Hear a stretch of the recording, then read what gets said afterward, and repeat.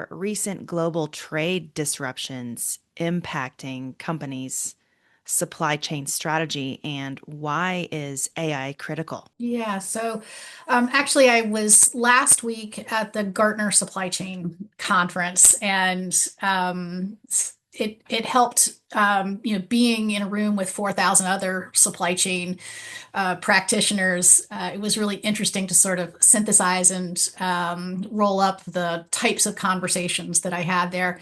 The first was that the commentary around the global trade disruption was the number one conversation. There wasn't a presentation or a hallway conversation or a dinner conversation that didn't at some point talk about managing tariffs.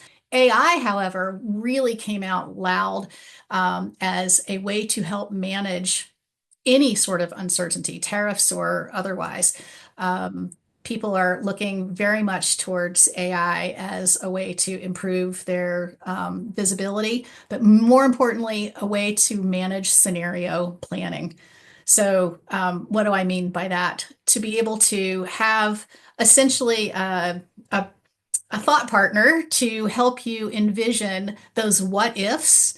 And those what if scenarios can get very complicated when you're starting to look at, multiple countries, multiple financial situations, multiple suppliers. If you can run a couple of different scenarios that give you a result, then on paper, then it's a lot cheaper to do it on paper or on the screen than it is to actually execute in real life and cross your fingers and hope it's going to work out.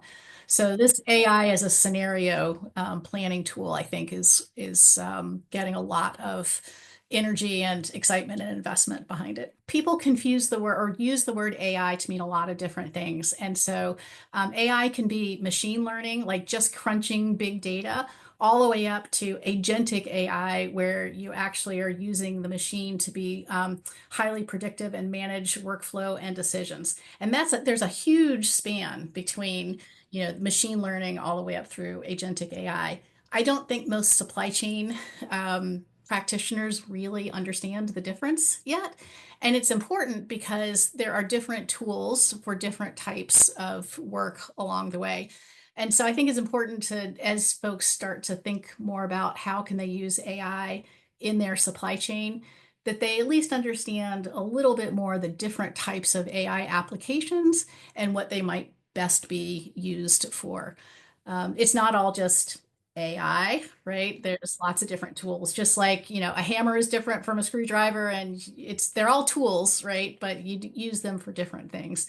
That'll be the next evolution, I think, for the supply chain executive, is to really understand the different types of AI and when they would use them for different types of scenarios in their own supply chain.